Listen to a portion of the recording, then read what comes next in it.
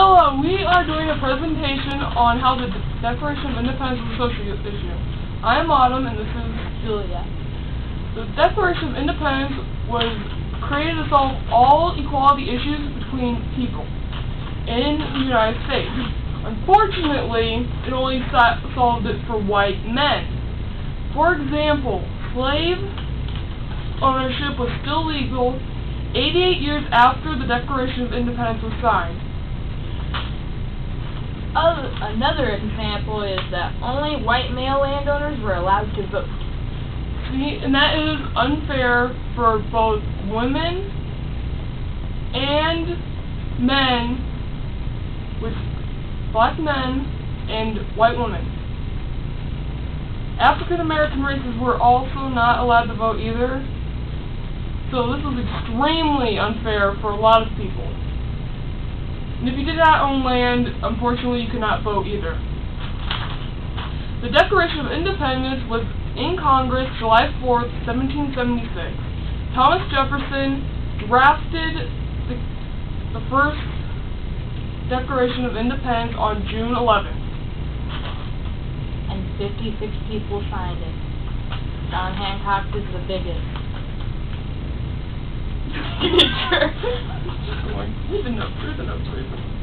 The Declaration of Independence was a statement adopted by the Continental Congress of July 4th, 1776. And we are going to read this is a printed out copy so we could read it. We're going to read parts and we're going to switch over. And it says, in Congress, July 4th, 1776, the unanimous declaration of the 13 United States of America. So this is a long time ago.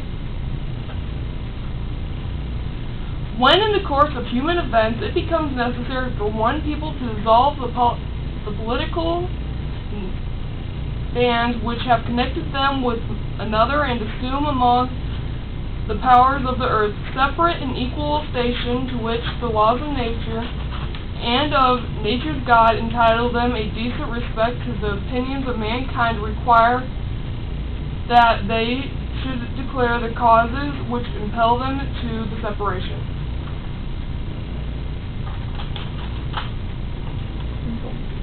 We hold these truths to be self-evident, that all men are created equal, that they are endowed by their Creator with certain unalienable rights, that among these are life, liberty, and pursuit of happiness.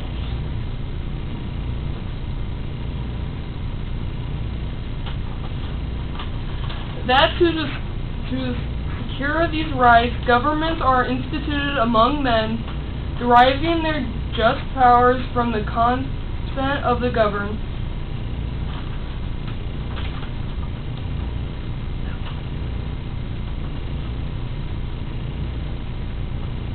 That whenever any form of government becomes destructive and of these ends, it is the right of the people to alter or to abolish it, and to institute new government, laying its foundation on such principles and organizing its powers in such form, and to them still seems most likely to affect their safety and happiness.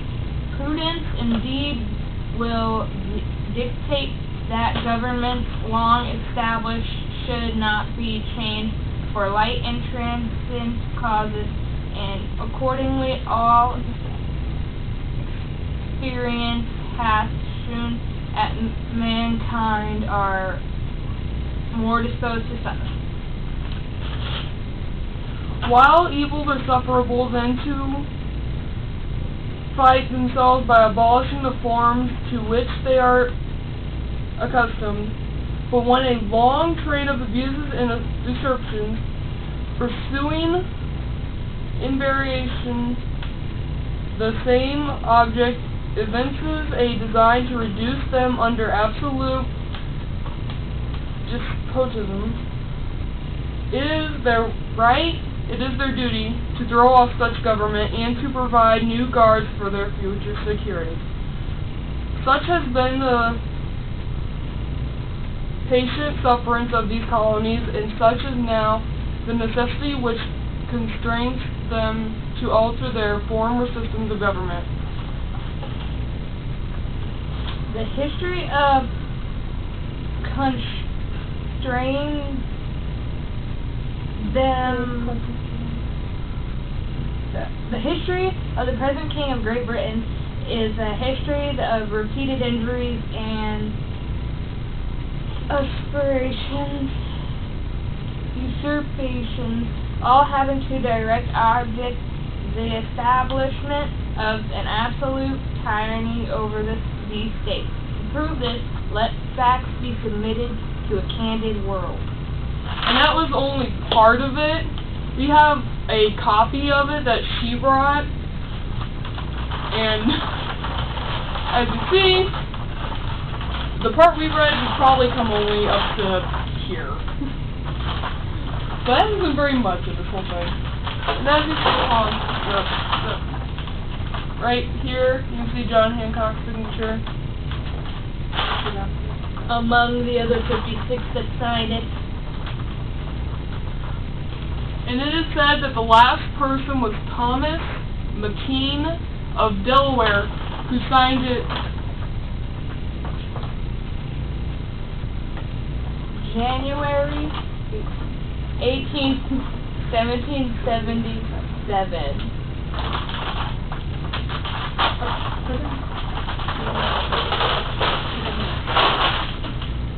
Okay. And thus concludes what the Declaration of Independence is, and how it is a social issue. Thanks for watching! Ta-da!